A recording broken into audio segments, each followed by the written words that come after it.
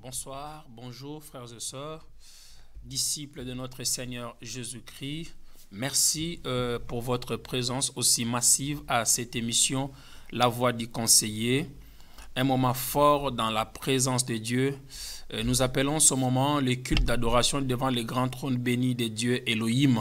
Nous sommes bien sur le plateau de EPV TV Télé-Réalité qui efface les frontières et qui nous ramène de toute langue, de tout continent, de toute ethnie, devant le grand trône béni de Dieu Elohim. Que le Seigneur vous bénisse où que vous soyez.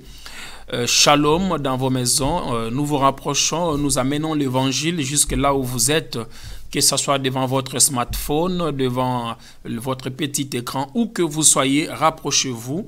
Et je vous dis toujours, partagez cette émission, c'est une évangélisation. Le fait de partager à un ami, je vous rassure que je reçois des appels. Il y a des frères et sœurs qui m'appellent, il y a des familles qui m'appellent de partout dans le monde qui nous disent, voilà, je me suis accédé à un tel groupe, je me suis accédé à un tel frère ou une telle sœur m'a partagé cette émission, je suis vu et j'ai été béni. Et nous perfectionnons des saints au travers de ces travaux que nous faisons ensemble d'évangélisation. Et en cela, la Bible dit, ceux qui s'approchent de ce trône de la grâce béni de Dieu Elohim doivent croire que Dieu existe et qu'il est le rémunérateur de ceux qui le cherchent. Donc, il y a un salaire. Jésus dira aussi, celui qui me parlera devant un homme, moi aussi je parlerai de lui devant le grand trône béni de Dieu Elohim. Que le Seigneur vous bénisse au nom de Jésus-Christ de Nazareth, vous qui faites ce travail aussi considérable, hein, vous aurez la même récompense qu'un missionnaire qui est sur le champ de bataille en train de gagner les âmes. Alors, le thème de ce soir, nous parlerons sur un thème très important, un thème très capital que le Saint-Esprit nous a inspiré. C'est Monsieur fou. Donc, entre guillemets, pour ceux qui nous suivent aussi, ceux qui sont du Congo, nous dirons Motoyo Azali Boma. Donc, c'est Monsieur fou. C'est notre thème de ce soir. Alors, frères et sœurs, invitez et surtout ne change pas de chaîne parce qu'aujourd'hui, il y a un enseignement extraordinaire. Voyez-vous, c'est Monsieur fou. Voyez-vous, c'est le thème de ce soir. Alors, déjà, avant de commencer notre thème de ce soir, j'aimerais éveiller l'attention des disciples de notre Seigneur Jésus-Christ, parce que Jésus est venu pour former des disciples. Voyez-vous, la divergence de courants et de tendances et de croyances, les désordres qui se trouvent dans l'église corps de Christ, pour ne pas dire à l'église locale, que moi j'appelle souvent aussi des mouvements de réveil qui est différent des églises de réveil, les désordres qui se trouvent là dedans et que le genre de messages qui sont développés auprès des tenants de la Bible, ces messages-là forment de moins en moins de disciples. Hein? Jésus n'est pas venu pour former les membres de l'église locale. Il est venu pour former les disciples, autrement dit les membres de son corps. Voyez-vous, donc les désordres, les messages qui sont développés auprès des tenants de cette parole, pour ne pas dire des prédicateurs, des pasteurs, des apôtres, des prophètes et des évangélistes, et ces genres les messages qui sont développés ne forment pas des disciples, alors que l'ordre a été donné de former des disciples et de les ramener auprès du Maître qui est Jésus-Christ de Nazareth. Alors, tout tenant de la Bible, tout sujet, où que vous soyez, c'est juste pour éclairer les enfants de Dieu. Beaucoup aussi n'ont pas l'opportunité d'aller dans la faculté biblique. Beaucoup n'ont pas l'opportunité d'aller faire des grandes études théologiques.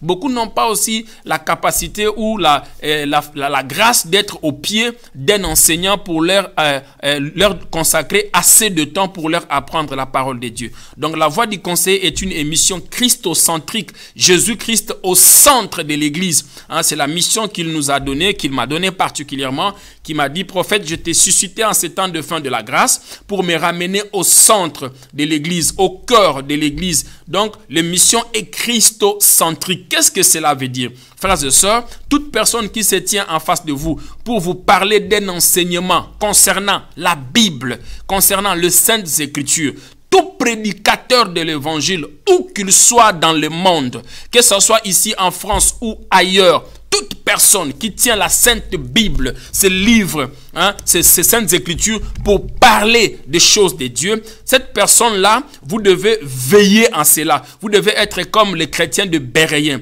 Je vous dis toujours, quand vous prenez votre Bible, vous le roulez jusqu'à la dernière page, au dernier livre de Malachie, vous allez vous rendre compte que votre Bible a deux parties. Vous avez l'Ancien Testament et vous avez le Nouveau Testament. Frères et sœurs, retenez ça une bonne fois pour toutes, que l'Ancien Testament n'est pas l'Ancienne Alliance. Le Nouveau Testament n'est pas la Nouvelle Alliance. Même si on vous parle de miracles, même si on vous parle de liens, même si on vous parle de la délivrance, même si on vous parle de l'invocation du sang de Jésus, tout sujet qu'on peut développer dans la Bible, je suis convaincu, personne au monde ne me dira le contraire. Donc, quand vous arrivez à la dernière page, dernier livre de Malachie, vous avez deux parties de votre Bible. Vous avez l'Ancien Testament et vous avez le Nouveau Testament. L'Ancien Testament n'est pas l'Ancienne Alliance. Le Nouveau Testament n'est pas non plus la Nouvelle Alliance. Donc, le testament, nous avions dit, c'est un document écrit. La personne dispose la manière dans laquelle ces biens seront distribués après sa mort. Et le testament rentre en vigueur après la mort du testateur. Donc, Jésus-Christ est venu, il est monté sur la croix, il a accompli les Écritures, il a tissé une alliance et il a validé le testament. Or, l'ancienne alliance, c'est-à-dire dans les écrits de l'Ancien Testament, il y a eu des dispositions, il y a eu la manière dont Dieu s'est révélé. Ça, nous appelons des alliances parce que Dieu est esprit. Lorsqu'il veut se révéler à l'être humain, il tisse une alliance parce qu'il est invisible. Il faut qu'il y ait un pacte pour que l'humain devienne aussi surnaturel et avoir la révélation du surnaturel. Alors, l'ancienne alliance commence par Genèse jusqu'au dernier livre de Jean.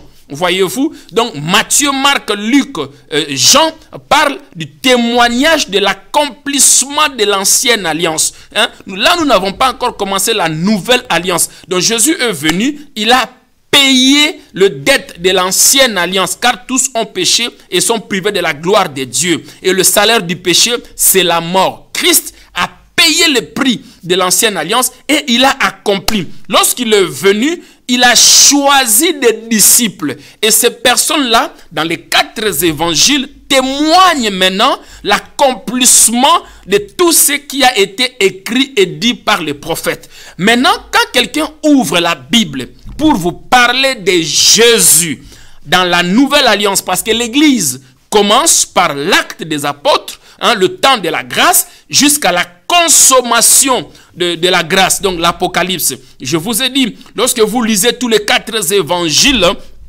vous allez vous rendre compte que nulle part Jésus a chassé des démons dans le corps d'un chrétien. Nulle part, dans les 4 évangiles. Il guérissait des juifs. C'était des juifs. Ils n'étaient pas des chrétiens. Son objectif était que ces personnes-là croient en lui et qu'ils deviennent ses disciples. Mais qu'est-ce qui s'est passé? Il y a une partie qui a cru et il y a une partie qui n'a pas cru. Donc, il a établi, il a accompli l'ancienne alliance. Le Saint-Esprit est venu dans l'acte 2 pour établir l'Église. Commence l'ère de la nouvelle alliance. L'Église commence à partir de l'acte des apôtres. Toute personne qui ouvre la Bible, qui vous prêche sur les liens, qui vous prêche sur les démons, peu importe les sujets qu'il développe, il faut que ces sujets-là se retrouvent à partir de les évangiles jusqu'à la consommation de la grâce. Voyez-vous? Donc la nouvelle alliance commence à partir, ça s'accomplit dans les 4 évangiles et l'Église commence à partir de l'acte des apôtres jusqu'à la consommation du temps. On doit nous situer. Nous ne sommes plus au temps de l'ancienne alliance.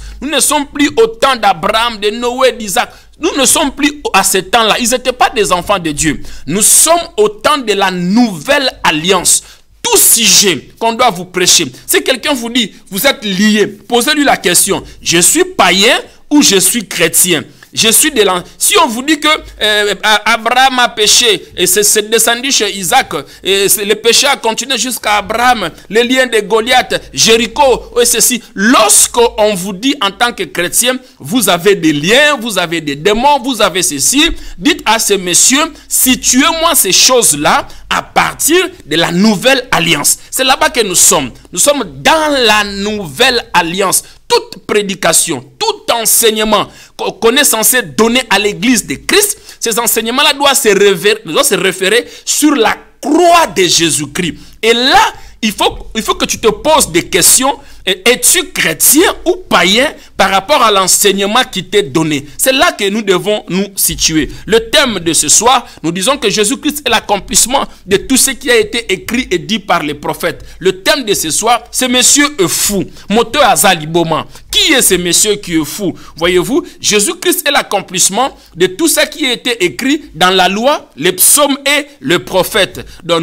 nous allons vérifier ce thème dans le livre de Matthieu. Je vous ai dit ici que Matthieu est un des disciples de Jésus-Christ et il a obtenu la grâce d'être compté parmi les 12 disciples. Parce qu'il avait beaucoup de disciples, ce ne sont pas tous ces disciples-là qui ont participé directement à son ministère public. D'autres étaient des bénéficiaires, d'autres ils ont bénéficié directement de son ministère terrestre. Alors Matthieu, il était très jeune, il était perspecteur des impôts, de formation et de profession. Donc Dieu l'a appelé très jeune, il a abandonné sa profession de perspecteur des impôts et pour s'attacher à la pleine évangile, donc à plein temps pour servir le Seigneur Jésus-Christ. Autrement dit, servir Dieu dans la révélation du Fils. Parce que la mort de Jésus sur la croix, c'était la mort de Dieu manifestée en Jésus-Christ de Nazareth.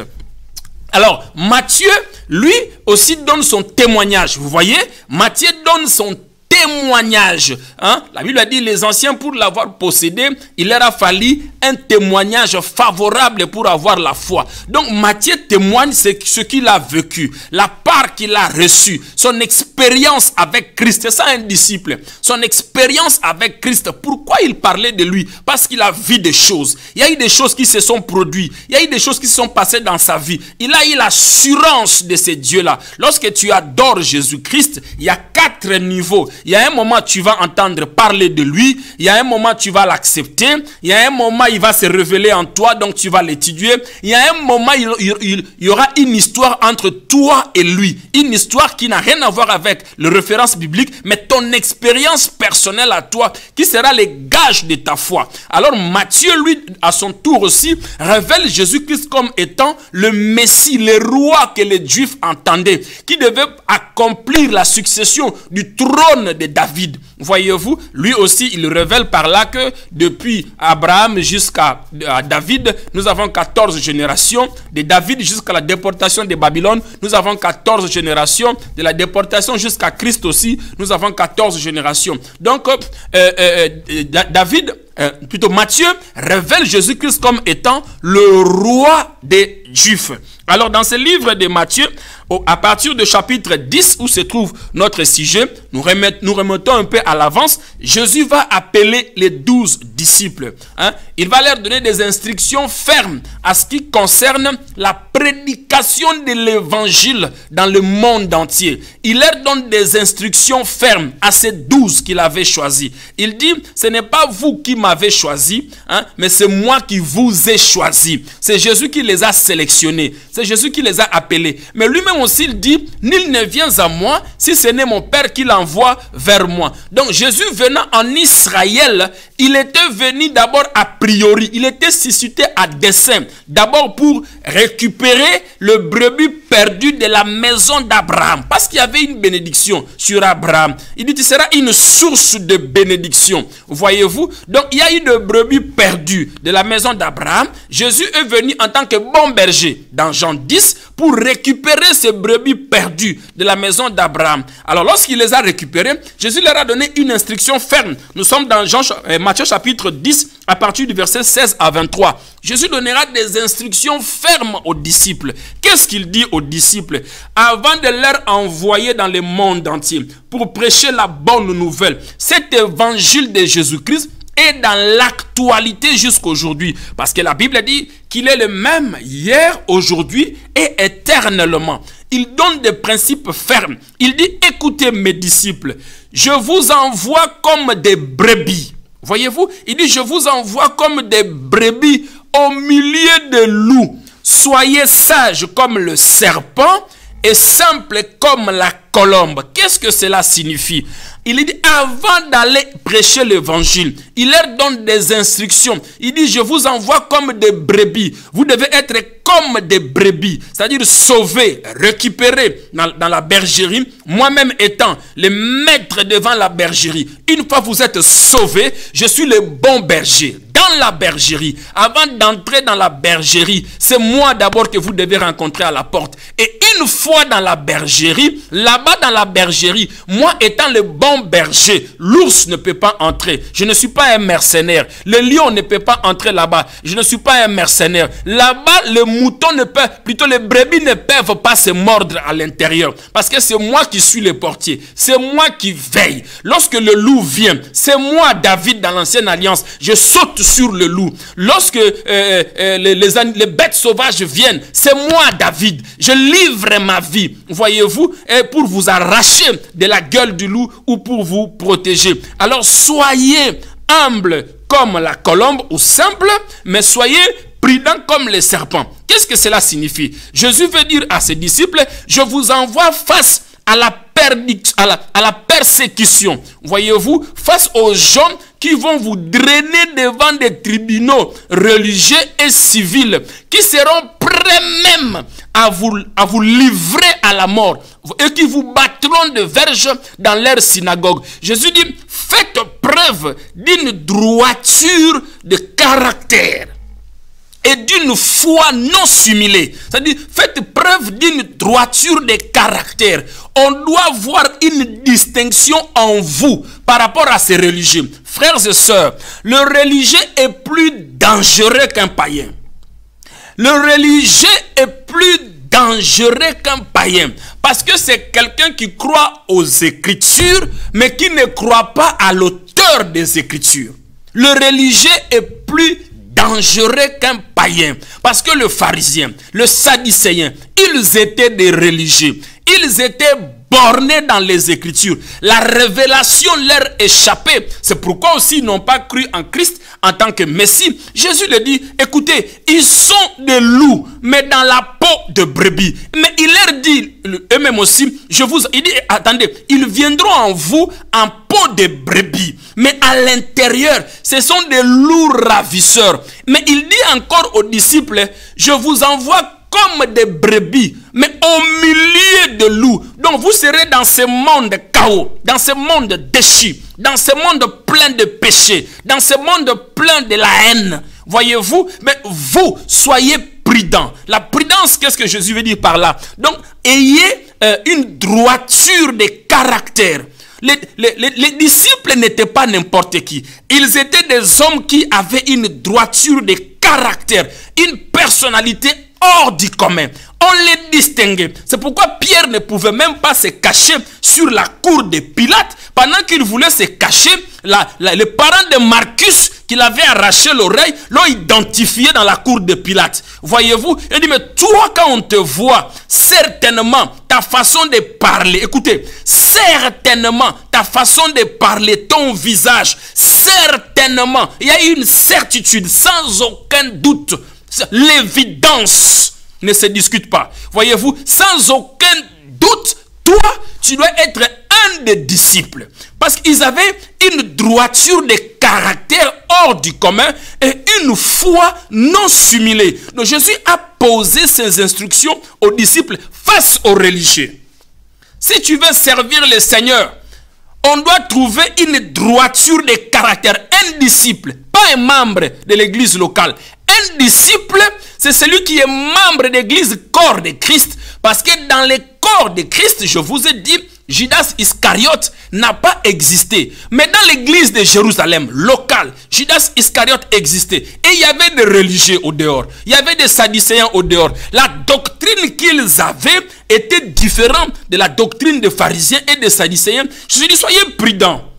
Ils vous livreront à la mort. Alors restez fermes. Alors que celui qui les dit ça, qui vous livreront à la mort, on l'appelle le roi. Matthieu le révèle le roi. Comment est-ce que le roi dit encore, nous sommes avec le roi, le Messie, le Sauveur. Et comment il nous dit encore que nous serons livrés à la mort? Voyez-vous? Et Jésus, pour illustrer cela, il amène encore une deuxième analogie. Il dit, écoutez, un disciple n'est pas plus grand que son maître, ni le serviteur plus grand que son Seigneur. Il faut que le disciple soit comme son maître, mais pas plus grand que son maître. Il illustre ce deuxième exemple. Il dit, s'ils ont traité le maître comme Belzéboul, Belzéboul, si pour votre information, Belzéboul veut dire les dieux de mouches. C'était un dieu des troncs. Hein? Les Juifs utilisaient ce terme-là pour taxer Jésus de Satan.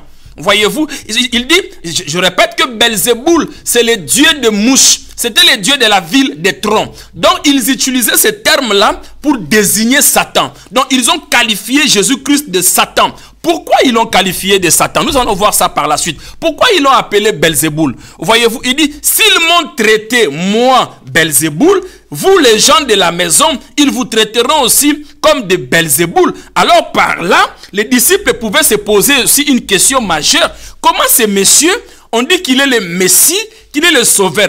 Comment sommes-nous avec les sauveurs et nous devons encore souffrir?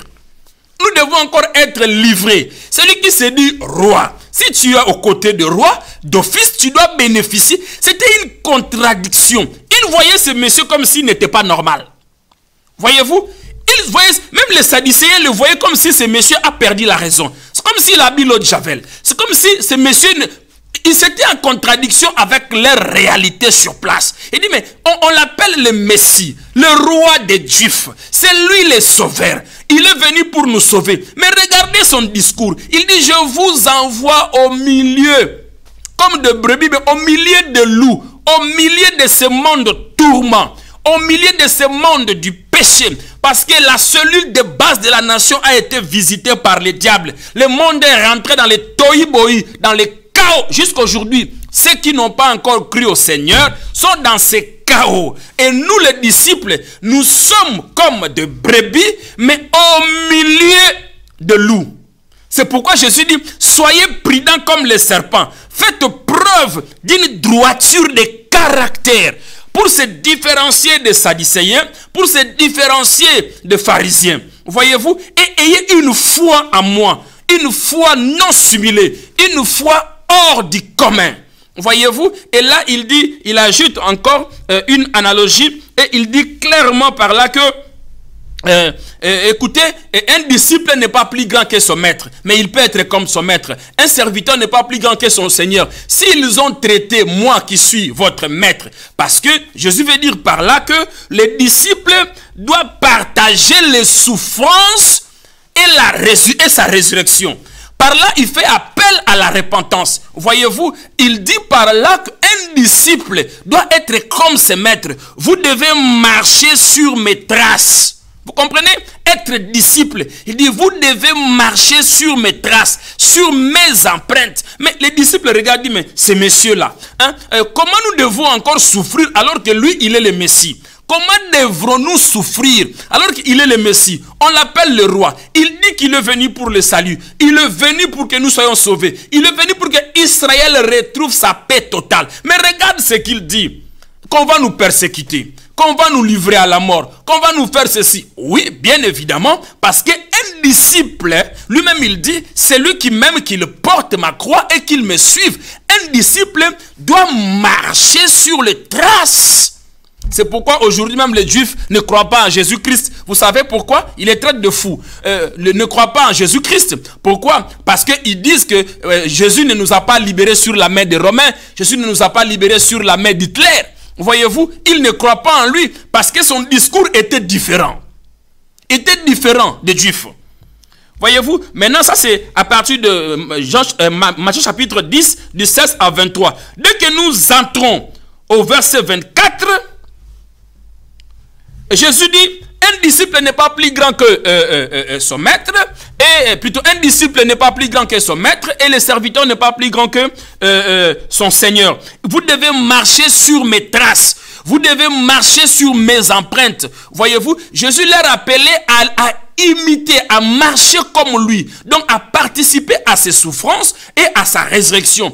Un disciple, pour devenir disciple dans l'église, corps de Christ, il y a un chemin à faire. La repentance, la conversion, la pratique d'œuvres dignes de la repentance, le baptême par immersion et le baptême du Saint-Esprit, le fondamental des Écritures. Par là seulement tu deviens frère en Christ, sœur en Christ, bien-aimé dans le Seigneur. Tu deviens participant. C'est ce qu'il veut dire. Tu deviens participant à ses souffrances et à sa résurrection. Voyez-vous, maintenant, au verset 24, en allant vers le bas, Jésus donne 3 principes encore aux disciples.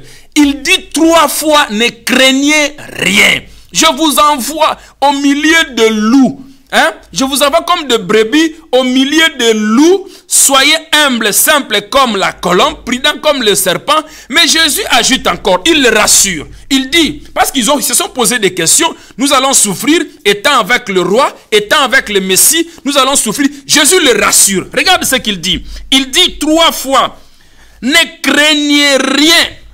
Rien de caché ne doit être découvert. Et ni de secrets qui ne doivent être connus. Jésus leur dit, ne craignez rien.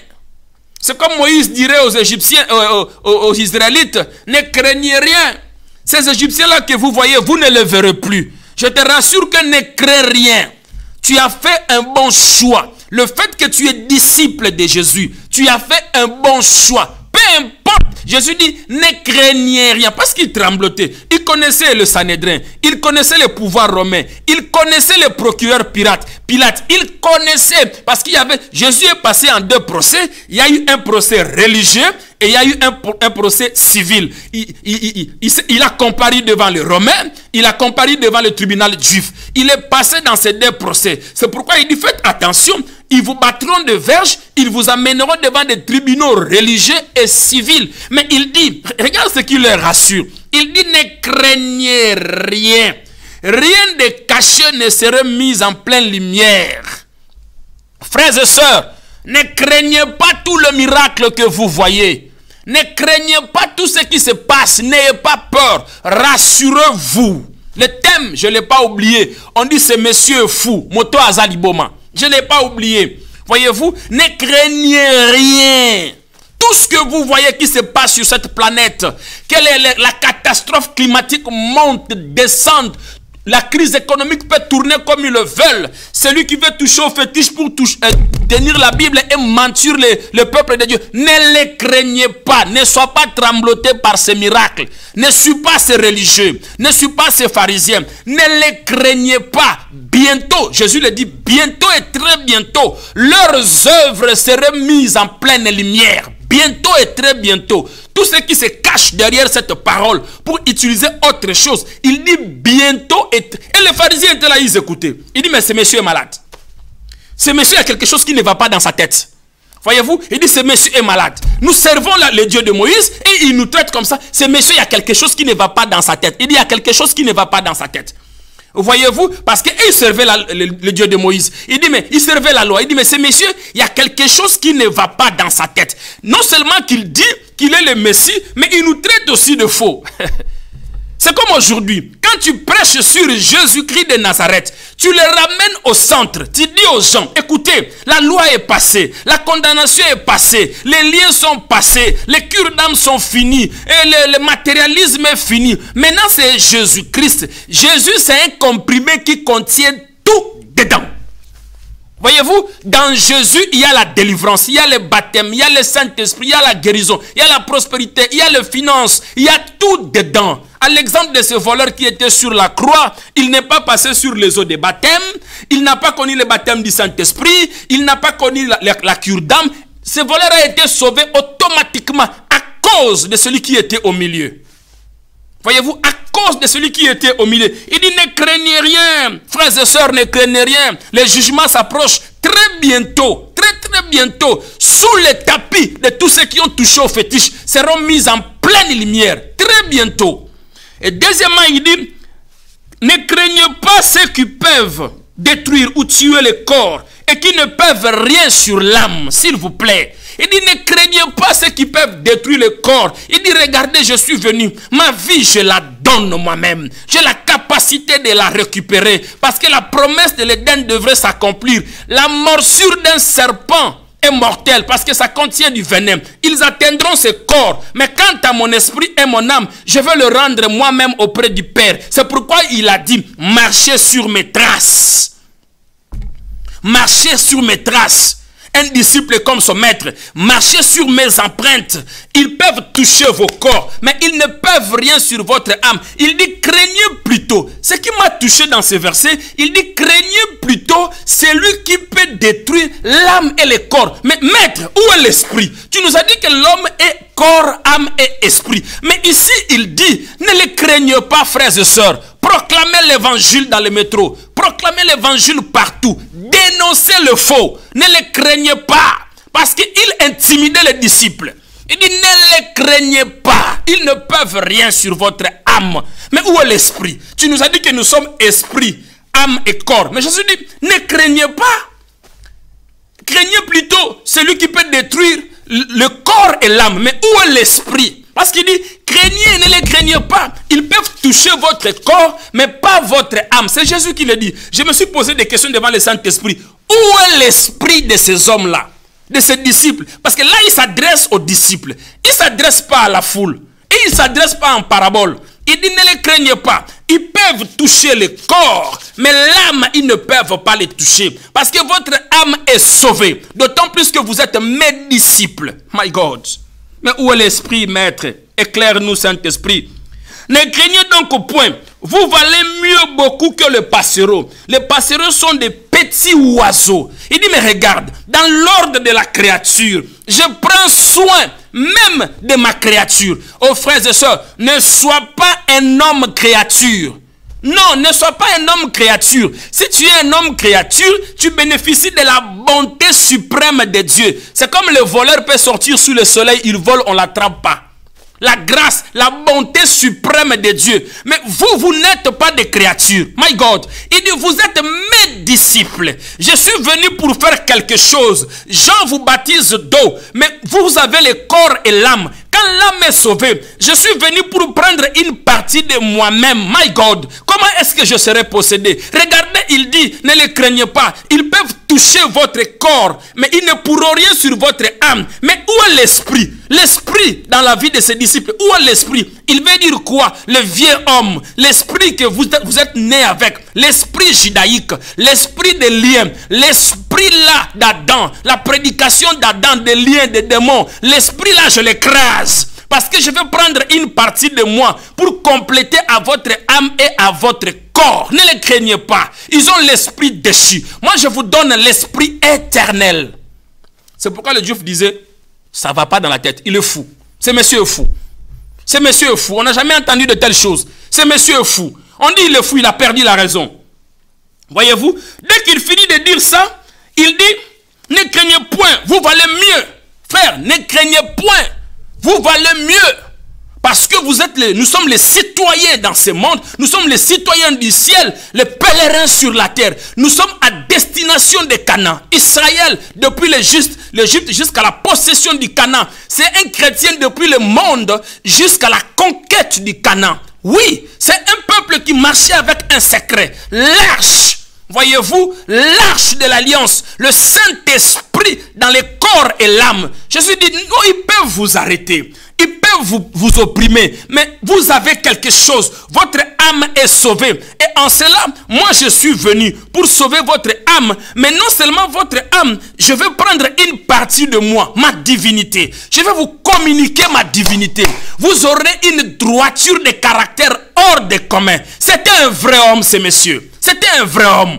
il avait l'aisance, il avait les caractères, il avait une droite. La Bible a dit, il ne parlait pas à la manière des hommes. Il avait une personnalité, un caractère hors du commun, s'il vous plaît. C'est ça un disciple. C'est le discours du prophète Moïse Luvunga Damien.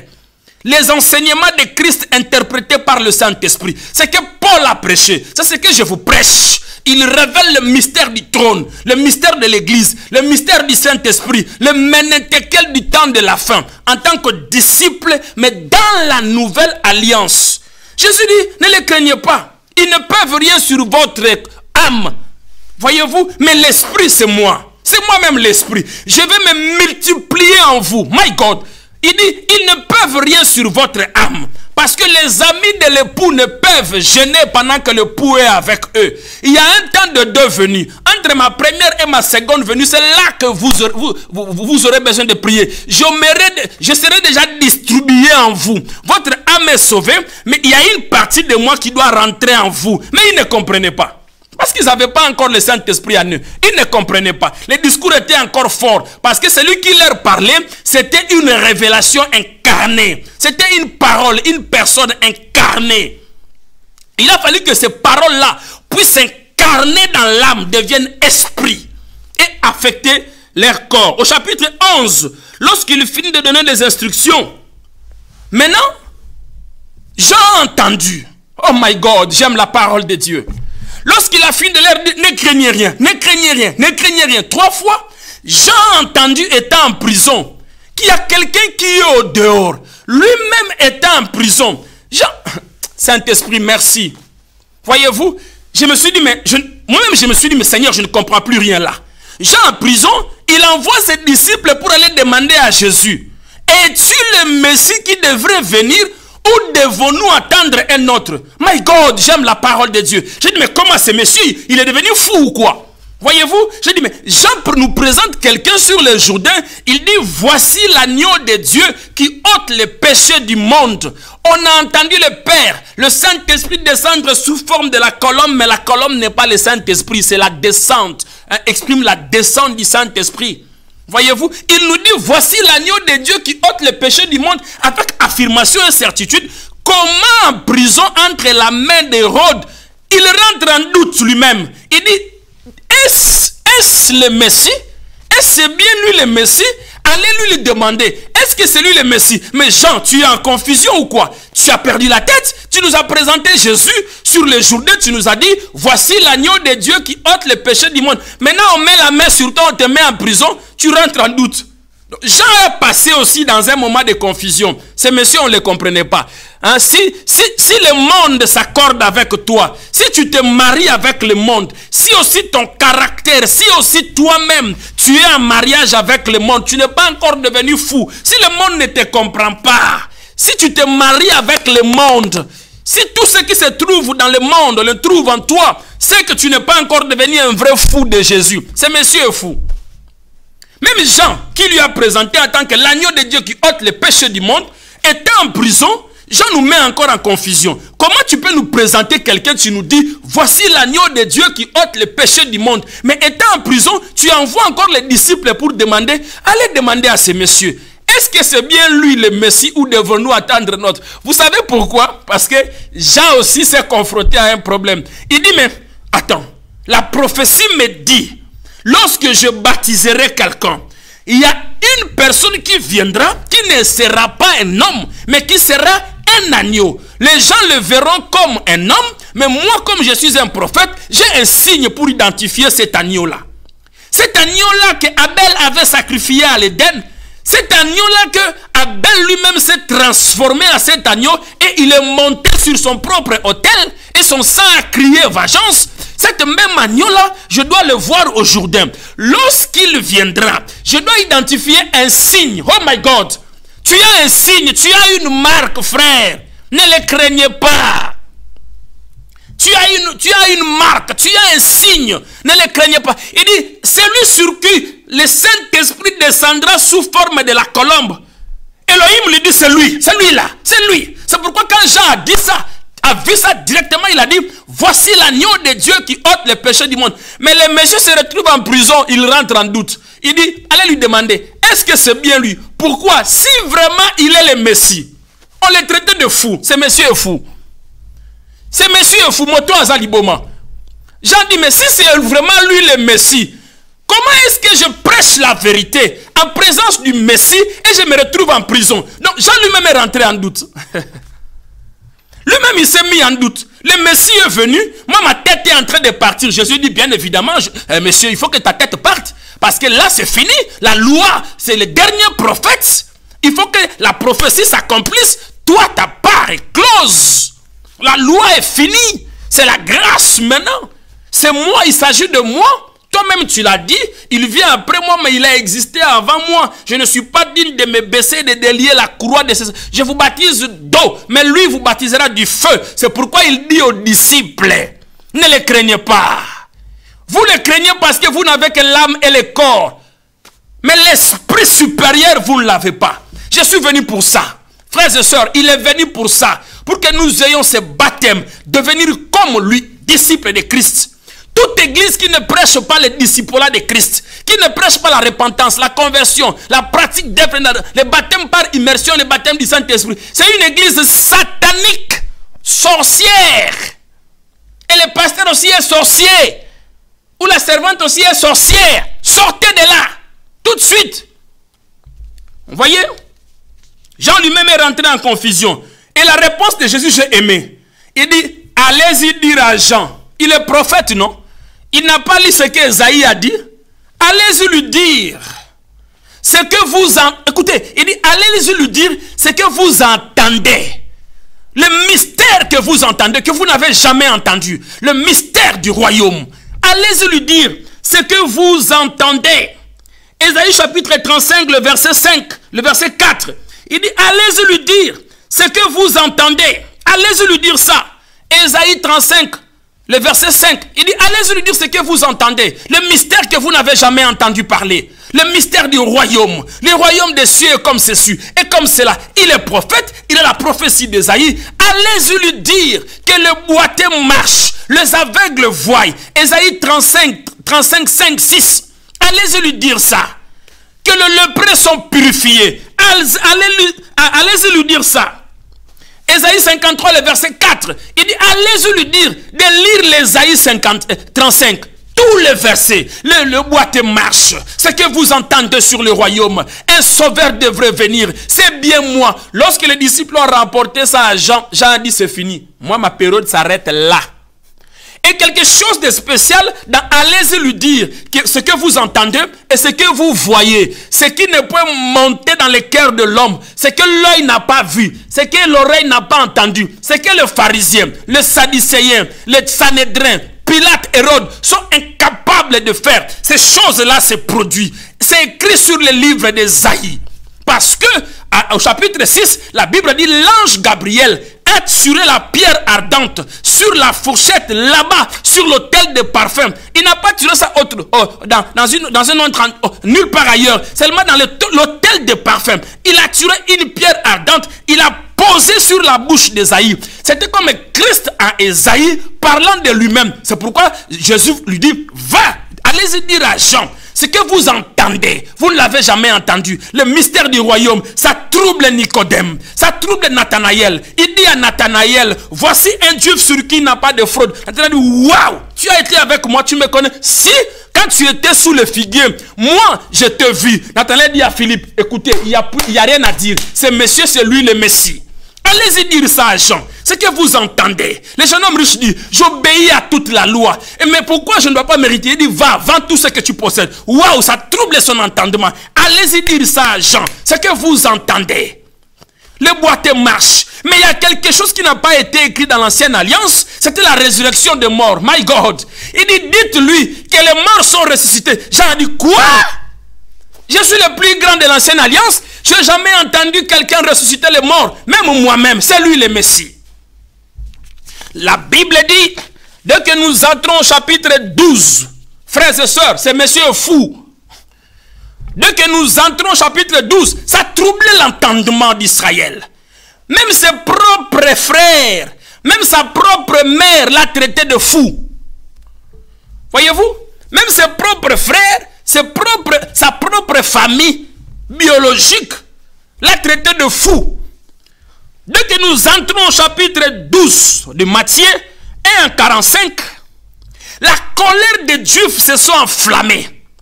Ils ont dit, waouh, Matthieu chapitre 2, le verset 2 s'est accompli. Un roi est né et nous avons vu son étoile vers l'Orient. Montrez-nous là où il est pour que nous le rendons grâce et nous l'adorons, pour que nous puissions l'adorer. C'est une étoile. Celui-là est hors du commun. Il y a des choses extraordinaires qui se passent maintenant en Israël. Des choses extraordinaires. Voyez-vous? Et les Juifs se sont énervés. La colère s'est enflammée. Ils cherchaient un moyen de le faire périr. Parce qu'il les traitait un fou. Il les traitait en contradiction avec la loi de Dieu. Pour eux, ce monsieur-là est en train d'offenser la loi de Dieu. Donc il est fou. Il n'est pas normal. Ce monsieur est fou. Il faut que le monde te traite de fou. Il faut que le monde te traite de fou. On doit te trouver hors du commun. Tu n'es pas comme eux. Pourquoi toi tu ne bois pas? Pourquoi toi tu ne prostitues pas? Pourquoi toi tu n'es pas comme? Pourquoi tu n'es pas comme nous? Il faut que les païens disent ça de toi. Il faut qu'ils te voient un fou. L'apôtre Paul dirait dans 1 Corinthiens chapitre 1, le verset 18, car la prédication de la croix est une folie pour ceux qui périssent, mais pour nous qui sommes sauvés, est une puissance de Dieu. L'étoile. Voyez-vous? Et Jésus va violer le sabbat. Mais pour eux, mais comment ce monsieur dit qu'il est roi des Juifs? Il est censé respecter la loi. Il ne savait pas que Jésus accomplissait la loi. Dans Matthieu chapitre 12, le verset 1 en 45, je paraphrase s'il vous plaît. Il viole le sabbat. Voyez-vous? Donc en violant le sabbat, ils expliquent que je suis venu pour accomplir le sabbat. Voyez-vous? Et d'autant plus qu'il a violé le sabbat, ça suffisait pour les Juifs, les Israélites, pour lui traiter de Belzéboul. Il dit, ce monsieur, les œuvres qu'il opère viennent de Satan. Parce que si cela venait de Dieu, il ne devrait pas feindre aussi à la loi de Dieu. Comment quelqu'un qui se dit qu'il est Messie sauveur d'Israël, mais il viole la loi du sabbat. Il viole le jour sacré de Dieu. Et dans la nouvelle alliance, on te dit, va dans 40 jours. Alors que dans l'ancienne alliance, le sabbat, c'était une jour qu'on observait. Mais dans la nouvelle alliance, le corps devient le temple. Donc le culte est permanent, l'adoration. Le sabbat, c'est tous les jours. C'est à chaque heure, à chaque minute et à chaque seconde. C'est pourquoi Jésus aussi a violé le sabbat et il l'a accompli. On a attribué ses œuvres comme si c'était les œuvres de Satan. Et on lui demande, si réellement tu es le Messie, opère-nous un miracle. Jésus dit, il n'y a pas d'autre miracle qui vous serait donné. Hein? Parce que la prédication de Jonas, les gens de Ninive se sont repentis. S'ils étaient encore là, ils allaient vous condamner parce qu'ils se sont repentis à la prédication de Jonas. Et il dit de la même manière que Jonas a fait 3 jours dans le ventre du poisson, de la même manière que le Fils de l'homme entrera 3 jours dans le sein maternel et ensuite il sera ressuscité. Ce n'est pas le thème d'aujourd'hui. Après cela, il leur dit aussi que la reine de Séba reviendra au temps de jugement pour vous condamner parce qu'il a quitté l'extrémité de la terre pour venir écouter la sagesse de Salomon. Il s'est déplacé. Et ensuite, Jésus enseigne sur les esprits impurs qui sont sortis d'une personne. Et lorsqu'ils reviennent, ce n'est pas le thème d'aujourd'hui. Mais après avoir donné toutes ces illustrations, nous entrons maintenant au verset de Matthieu 12, 46 à 50. Quand ses parents ont appris toutes ces choses-là, ils ont dit cet enfant-là est hors de sens. Marc chapitre 3, le verset 21. Les parents de Jésus-Christ ayant appris ce qui s'est passé, vinrent pour lui saisir de lui et il disait, il est hors de sens. Quand ses parents ont appris, Marc chapitre 3, le verset 21. Quand ses parents ont appris des choses, soit disant que c'était l'enfant de Marie, soit disant que c'était l'enfant de Marie. Mais lorsque elle-même, la maman, est dans la confusion, il apprend tout ce qui se passe dans la vie de cet enfant-là qui est venu par elle. Ils sont venus pour le récupérer. Et la Bible dit qu'il disait, Marc chapitre 3, le verset 21, lisez à la maison. Moi, je paraphrase faute du temps. Il dit qu'il est hors de sens, qu'il est fou. Cet enfant a perdu la tête. Voyez-vous, il est fou. Sa famille même aussi doutait de lui. Jean chapitre 7, le verset 5. Car ses frères non plus ne croyaient pas en lui. Jean chapitre 7, le verset 5. Et même ils étaient des Juifs. Il les traitait comme s'il était fou. Voyez-vous, la folie. Il est traité comme s'il était fou. Ses parents ont dit il est hors de sens. Ses frères même ne croient pas en lui. Maintenant, on vient lui dire, maître, ta mère et tes frères sont au dehors et ils te cherchent. My God. My God. Il dit, maître, ta mère, il était avec ses disciples. Il dit, ta mère, tes frères, bref, ta famille est au dehors et ils te cherchent. La réponse est aussi pertinente. C'est pourquoi même ses parents pouvaient lui dire que toi, cet enfant est hors de sens. Cet enfant est devenu fou. Ses frères même ne croyaient plus en lui. Personne ne croyait en lui. Personne ne croyait en lui. Si ce n'est ses disciples. Voyez-vous? Il dit, qui est mon frère? Qui est ma mère? Qui est ma soeur? Qui est ma famille? Voilà la question que nous devons nous poser. Dans l'ancienne alliance, Dieu n'a pas travaillé avec une famille. Adam n'était pas enfant de Dieu. Ève n'était pas enfant de Dieu. Noé n'était pas enfant de Dieu. Moïse, ils n'étaient pas des enfants de Dieu. Ils étaient le peuple d'Israël, les enfants de la descendance de Jacob. Et Jacob était son serviteur. Mais dans la nouvelle alliance, Jésus pose la question. Et c'est la question que tu dois te poser. Qui est réellement? C'est pourquoi, quand tu te comportes autrement avec les gens de ta famille, ils disent que depuis à Kota Binzambi wana, mutuna ye beba. Vous n'entendez pas ça? Depuis à Kota Binzambi wana, mutuna ye beba, comme un fou, mutu beba. Qui est mon frère? Il faut que tu te poses la question. À toute personne qui s'approche de toi, quand tu es dans l'église locale, il faut se poser. Qui est mon frère? Qui est ma soeur? Il dit, mes frères, mes soeurs et ma famille sont ceux-là qui font la volonté de mon Père qui est dans les cieux. Pourquoi? Parce que je viens du trône. Je ne suis pas le fils de Joseph. Par là, Jésus a mis un tournant extraordinaire entre la nation juive, parce que Marie représentait Marie et ses enfants, parce que Marie a eu d'autres enfants après lui. Ils ont dit, n'est-ce pas le charpentier son père, n'est-ce pas Marie sa mère, n'est-ce pas Jude, Jacques, Joseph, ne sont-ils pas ses frères, ne sont-ils pas tous au milieu de nous? Jésus les renie. Il dit, ils ne sont pas mes frères. Pour que même Marie n'avait pas le privilège d'être auprès de lui. Il faut d'abord croire en ses enseignements.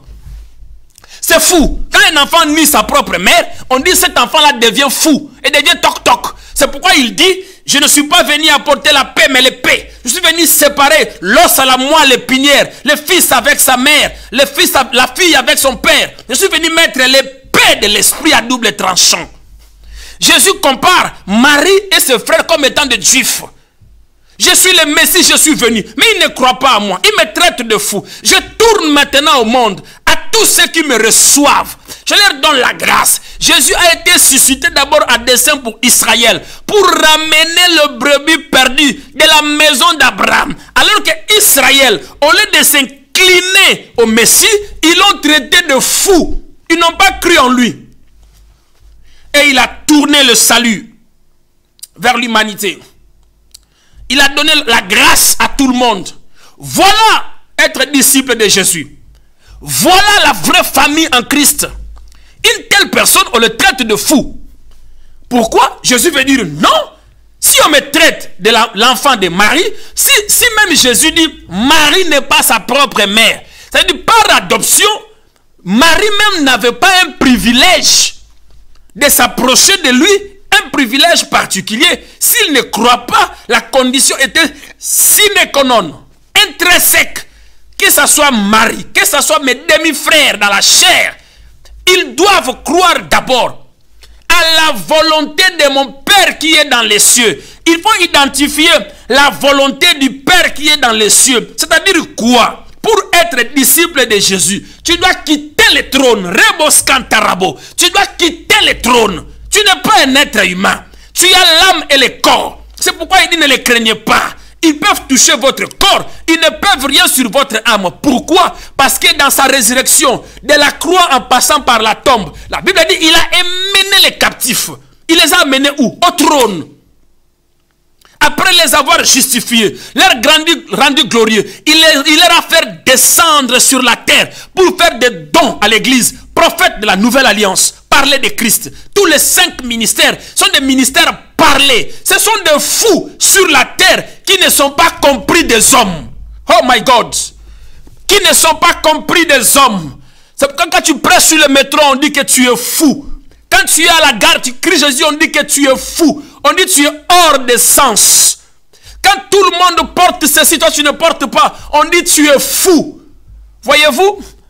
Quand on vote des lois qui ne se cadrent pas avec la parole de Dieu, tu ne veux pas t'aligner, on dit que tu es fou, tu es hors de sens. Oui, bien évidemment, nous sommes de fous de Jésus. Ce monsieur-là est fou. On dit qu'il a perdu le sens. Il a perdu de raison. Il n'est pas à la page. Il n'est pas à la hauteur. Je préfère ne pas être à la page. Être traité comme fou dans ce monde. Mais gagner le trône. Faire la volonté de mon Père qui est dans les cieux. Oh my God. J'aimerais savoir quels sont les êtres qui sont dans les cieux. Comment sont ces êtres-là? Ils sont différents de ceux qui sont sur la terre. Bien évidemment, on va te traiter de fou. On va te traiter de fou parce que tu n'es pas comme ceux qui sont sur cette terre. Tu ne vis pas comme eux. Est-ce que parce que c'est à la mode de porter les habits de fou que je dois les porter? Est-ce que c'est parce qu'à la mode je dois m'exposer que je dois le faire? Mes soeurs, c'est des habits aussi sans raison valable. Ils se déshabillent comme ça. Quand toi tu veux aller à la contre, tu es devenu folle, fou, hors sujet. Mais même les prédicateurs maintenant, ils veulent se marier au monde. Ils veulent copier le monde. Nous devons faire comme le monde, respecter le système. Ils veulent se marier au monde. Non! Tu dois être hors de ce monde. Toi, tu es une étoile promise à Abraham. Les scientifiques l'appellent astre céleste qui donne sa propre lumière. Le plus grand scientifique du monde ignore l'origine du soleil. On l'appelle le soleil de la justice. Le plus grand scientifique ignore l'origine de la ligne. Il a dit à Abraham, lève les yeux la nuit. Les étoiles, c'est ta descendance. Le sable, fais un choix. Tu es l'étoile ou le sable. C'est une question de choix. L'étoile et le sable ne sont pas aussi pareils, ne sont pas identiques. Le sable voit l'étoile comme s'il est fou. Parce qu'ils ne se comprennent pas. Lui, il vit dans les déserts. Mais l'autre, on ignore son origine. Joseph l'accomplit. Il voit l'étoile. Jésus accomplit cela. Il était l'étoile. Il est venu pour que ses disciples deviennent comme lui. C'est pourquoi à Gethsémane, ils ont vu, il est rentré dans tous les visages des disciples. Il a fallu que Judas Iscariote l'identifie. Loup, mais dans la peau de brebis, parce que lui-même aussi, il était comme lui, mais il n'était pas lui. Ce monsieur est fou. Frères et sœurs, il faut que tu deviennes fou de Jésus. Sœur, il faut que tu deviennes folle de Jésus. Voyez-vous, même sa propre famille ne l'a renié. C'est pourquoi un prédicateur qui vient avec l'évangile de la nouvelle alliance, de remettre Jésus-Christ au centre, qui ne veulent pas prêcher sur les liens, les démons, toutes ces choses-là, Jésus l'accomplit. Il n'est pas aussi aimé, on le traite de fou. C'est lui qui dépasse tout le monde. C'est lui qui va changer les choses. Oui, bien évidemment, il faut qu'on te trouve différent des autres. Parce que la voix du conseiller, c'est Jésus-Christ 100% au centre de l'église. Vouloir ou pas, l'évangile serait prêché. Vouloir ou pas. Donc par là, il a traité que sa famille, ce sont des juifs. Mais pour devenir mon disciple, ils doivent croire à mes enseignements. Et ils ont cru. Voici ma famille, ce sont mes disciples. Ceux-là, ils font la volonté de mon Père qui est dans les cieux. Mais la volonté là, c'est quoi? Les 4 êtres vivants, les 24 vieillards, les chandeliers d'or, la mer de cristal, l'arbre de vie qui est implanté, les parvis, on a vu les gens rhabillés d'habits blancs. Et Jean a demandé qui sont ceux-là. Il dit ce sont les saints qui se sont lavés leur vie par le sang de l'agneau. Et les 4 êtres vivants, les 24 trônes, les 24 vieillards, les 24 couronnes se prosternent pendant que les éclairs résonnent sur le trône de la grâce. Et la voix du tonnerre sort. Les éclairs, les jugements. La voix du tonnerre, c'est les jugements. Vous voyez-vous, les 24 vieillards là, ce sont les 12 tribus d'Israël. Les 12 apôtres, ils ont vaincu, ils sont les couronnes. Et ils se prosternent nuit et jour. Au milieu, il y a une pierre qui a l'apparence de Sardoise et de Jobs. Ruben et Benjamin. Dieu en relation avec le peuple. Les disciples sur la terre. Voilà, c'est celui-là qu'on appelle un disciple. On doit te traiter de fou sur la terre. Une telle personne, c'est pourquoi Jean n'avait pas le choix. Au chapitre 4 de l'Apocalypse, l'ange lui dit, Jean, ta position là, jamais tu ne verras pas. Tu es encore juif. Ta position là, tu ne verras pas. Il faut que tu montes. Il dit monte. Il dit dès que je fus monté, je fus ravi par l'esprit. Il a quitté la nature physique, il a atteint le surnaturel. Quand tu atteins le surnaturel, le monde te traite de fou. Que Dieu vous bénisse. C'était votre humble serviteur, le prophète Luvunga Moïse Damien LMD, l'homme à la langue brûlée du centre missionnaire évangélique Montagne de Sinaï, cité de la révélation de Jésus-Christ de Nazareth. Frères et sœurs, pardon. Partagez cette émission. Vous ferez du bien à un frère, à une église, à un homme de Dieu, à la famille chrétienne. Que le Seigneur vous bénisse. Merci au frère Christian Kapango qui était à la régie et aussi à notre bien-aimé qui nous a assisté aussi à technique. Pasteur Constant et Maman Nadine et Fangwa qui sont à Kinshasa. Que le Seigneur aussi le bénisse dans ce voyage, qu'il les protège. Que Dieu vous bénisse, frères et sœurs, vous tous qui étiez en ligne, qui vous qui êtes donné votre temps pour suivre cette émission. Que Dieu vous fasse du bien. Portez-vous bien. Au revoir.